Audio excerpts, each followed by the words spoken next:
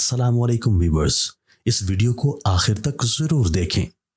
دین اسلام کے ماننے والوں کے لیے یہ بہت ضروری ہے کہ وہ پاک صاف رہیں، کیونکہ نبی کریم صلی اللہ علیہ وآلہ وسلم نے ارشاد فرمایا ہے کہ پاکیزگی نصف ایمان ہے۔ ہم بچپن سے یہ بات سنتے آ رہے ہیں کہ صفائی نصف ایمان ہے۔ طہارت کسے کہتے ہیں؟ دین اسلام پاکیزگی حاصل کرنے کے لیے مکمل رہنمائی کرتا ہے۔ قرآن مجید اور احادیث میں ان کی مکمل تفصیل موجود ہے۔ دین اسلام کے ماننے والوں کے لیے ضروری ہے کہ وہ پاک صاف رہیں۔ رسول اللہ صلی اللہ علیہ وآلہ وسلم نے ارشاد فرمایا کہ پاکیزگی نصف ایمان ہے۔ حضور اکرم صلی اللہ علیہ وآلہ وسلم نے حضرت علی رضی اللہ تعالیٰ عنہ کے بارے میں فرمایا کہ میں علم کا شہر ہوں اور علی اس کا دروازہ ہے۔ حضرت علی رضی اللہ تعالیٰ عنہ ایک راستے سے گزر رہے تھے کہ ایک شخص نہا کر باہر آ رہا تھا۔ حضرت علی رضی اللہ تعالیٰ عنہ اس کے پاس گئے اور فرمانے لگے کہ اے بندہ خدا، نہانے کے بعد ننگے سر باہر نہ آیا کرو، سر کو صحیح طریقے سے ڈھانپ لیا کرو، کیونکہ ننگے سر باہر آنے سے انسانی دماغ پر بڑا اثر ہوتا ہے اور بیماری کی وجہ بنتا ہے۔ غسل سے پہلے کھانا مت کھایا کرو۔ اسی طرح حضرت علی رضی اللہ تعالیٰ عنہ نے ایک اور ارشاد فرمایا کہ غسل سے پہلے کھانا مت کھایا کرو، عام پانی سے ہاتھ اور پاؤں دھو کر غسل خانے سے باہر نکلا کرو، اللہ کے کرم سے تم سینکڑوں بیماریوں سے دور ہو جاؤ گے۔ کتنی خوبصورت بات ہے کہ حضرت محمد صلی اللہ علیہ وآلہ وسلم نے حضرت علی رضی اللہ تعالیٰ عنہ کے بارے میں فرمایا کہ میں علم کا شہر اور علی اس کا دروازہ ہے، اور انہوں نے سینکڑوں بیماریوں سے نجات حاصل کرنے کے لیے ہماری روزمرہ کی عادات میں سے ایک عادت کو ٹھیک کرنے کے بارے میں بتایا۔ اگر آپ اس عادت کو ٹھیک کر لیں تو آپ سینکڑوں بیماریوں سے دور ہو سکتے ہیں۔ دین اسلام نے ہمیں پاکیزگی حاصل کرنے کے لیے مکمل رہنمائی کی ہے۔ قرآن مجید اور صحیح احادیث میں تمام چیزیں محفوظ ہیں۔ بعض لوگ شرم کی وجہ سے ایسے مسائل پوچھنے سے کتراتے ہیں، جبکہ یہ صحیح نہیں ہے۔ اس کے متعلق آپ نے ایک اور بات سنی ہوگی کہ شرع میں کوئی شرم نہیں ہوتی۔ ہمیں علم حاصل کرنے کے لیے ہر قسم کی معلومات کے متعلق پوچھنا چاہیے، ورنہ غلطی پر غلطی ہوتی رہے گی اور گناہ لازم ہوگا۔ اس لیے غسل کے متعلق لکھا گیا ہے کہ غسل کن کن حالات میں کرنا چاہیے۔ اسلام قبول کرنے کے بعد غسل کرنا لازمی ہے، اور اس کے ساتھ ساتھ جمعہ کے دن غسل کرنا لازمی ہے، اور اسی طرح جو شخص میت کو نہلاتا ہے اس کے لیے غسل لازمی ہے۔ احرام باندھتے وقت غسل کرنا چاہیے، اور اسی کے ساتھ ساتھ ہمارے مذہب میں پانی میں فضول خرچی کرنے سے منع فرمایا ہے۔ غسل کے لیے تقریباً 4 کلو پانی کا کافی ہونا ہے۔ اسی طرح فرمایا ہے برہنہ ہو کر پانی میں داخل نہ ہو۔ آج کل کے دور میں دیکھا ہوگا کہ بہت سے بڑے بڑے سوئمنگ پول بنے ہوئے ہیں جس میں لوگ برہنہ ہو کر داخل ہوتے ہیں۔ نہاتے وقت پردہ کرنا لازمی ہے۔ اسی طرح فرمایا گیا اسلام قبول کرنے کے بعد بیری کے پتوں اور پانی سے نہانا چاہیے، اور اسی طرح ایک اور جگہ پر بات کی گئی ہے اگر عورت کے بال مضبوطی سے بندھے ہوئے ہوں تو انہیں کھولنا ضروری نہیں۔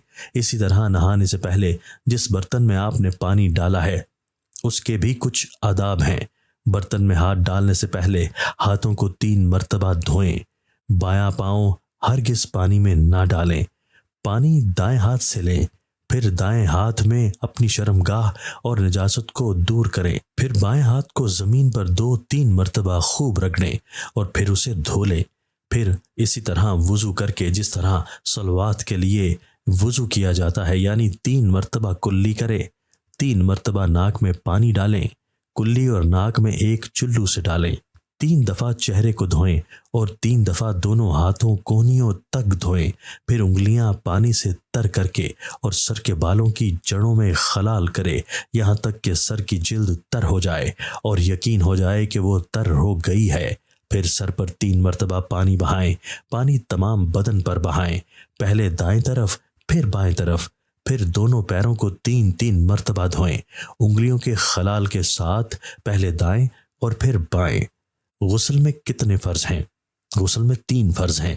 اگر ان میں سے ایک بھی کمی ہوئی تو غسل نہ ہوگا۔ مثلا نمبر 1، منہ بھر کر کلی کرنا کہ ہونٹوں سے حلق کی جڑ تک، داڑھوں کے پیچھے گالوں کی تہ میں دانتوں کی جڑ اور کھڑکیوں میں ہر جگہ پانی بہہ جائے۔ نمبر 2، ناک میں پانی چڑھانا تاکہ دونوں نتنوں کا جہاں تک نرم حصہ ہے وہاں تک پانی جا سکے، بال برابر جگہ بھی دھلنے سے نہ رہے۔ تمام ظاہری بدن یعنی سر کے بالوں سے پاؤں کے تلووں تک جسم کے ہر پرزے پر، رونگٹے پر پانی بہانا۔ اس طرح غسل کا سنت طریقہ کیا ہے؟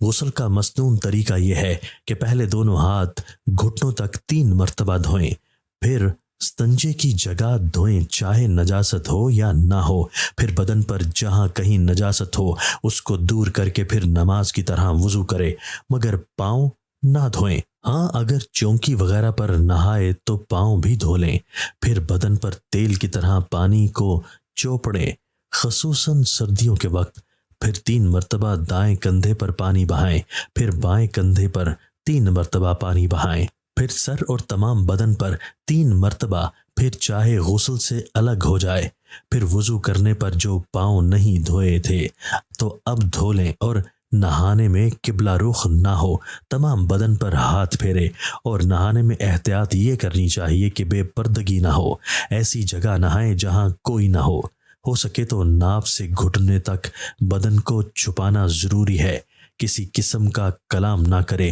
ہم آج کل دیکھتے ہیں کہ عام طور پر غسل خانے میں آواز دینے پر جواب دیتے ہیں یا گنگناتے ہیں، یہ قطعاً غلط ہے۔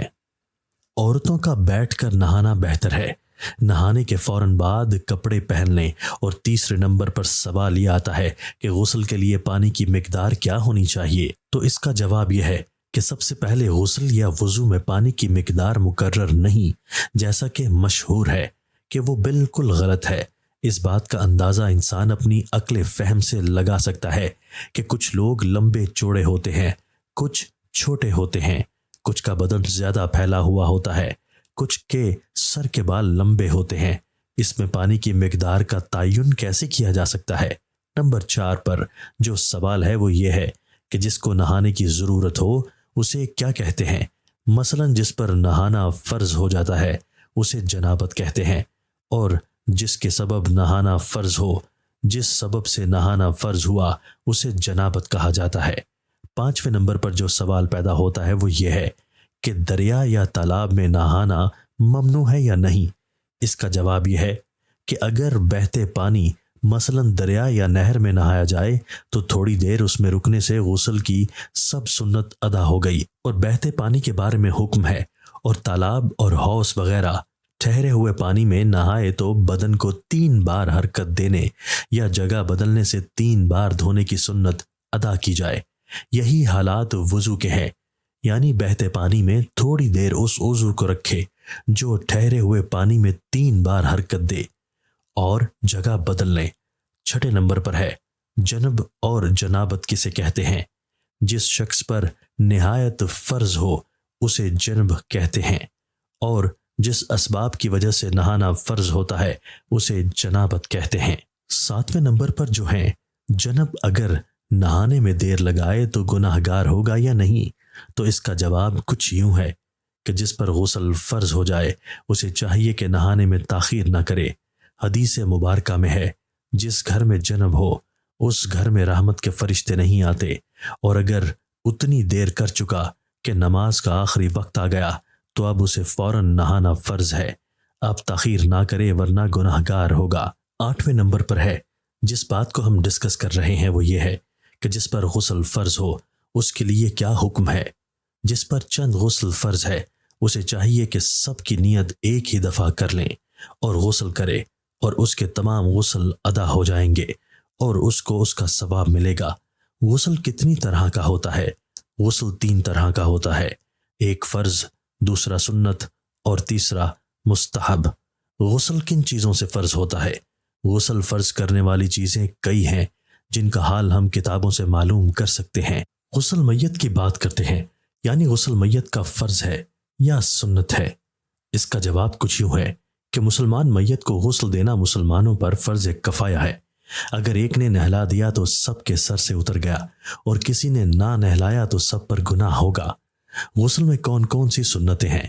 غسل سنت 5 قسم کی ہے۔ جمعہ کی نماز کے لیے، عیدین کی نماز کے لیے، عید الفطر کی نماز کے لیے اور عید الاضحیٰ کی نماز کے لیے، یا حج یا عمرہ کے لیے۔ اب آتے ہیں اپنے 13ویں سوال کی طرف کہ غسل مستحب کتنے ہیں اور کون کون سے ہیں۔ غسل مستحب بہت سے ہیں، جن میں سے چند غسل ہم آپ کو یہاں پر بتائیں گے کہ شعبان کی 15ویں رات کو شب برات کہتے ہیں، غسل کرنا چاہیے۔ نمبر 2 پر آتا ہے 8ویں ذوالحج کا دن گزار کر جو رات آتی ہے اس میں غسل کرنا چاہیے۔ نمبر 3 پر آتا ہے سورج یا چاند گرہن کی نماز کے لیے غسل کرنا چاہیے۔ نمبر 4 پر آتا ہے مجلس میلاد شریف اور دیگر ایسی جگہیں جہاں مجالس جانے سے پہلے غسل کرنا چاہیے۔ گناہوں سے توبہ کرنے کے لیے غسل کرنا چاہیے۔ نئے کپڑے پہننے سے پہلے غسل کرنا چاہیے۔ مکہ معظمہ یا مدینہ منورہ سے داخل ہونے سے پہلے غسل کرنا چاہیے۔ خوب تاریکی یا سخت آندھی کے لیے غسل کرنا چاہیے۔ سفر سے واپس آنے کے بعد غسل کرنا چاہیے۔ جب بدن پر نجاست لگی ہو اور یہ معلوم نہ ہو کہ کس جگہ ہے، تب اسے غسل کرنا مستحب ہے۔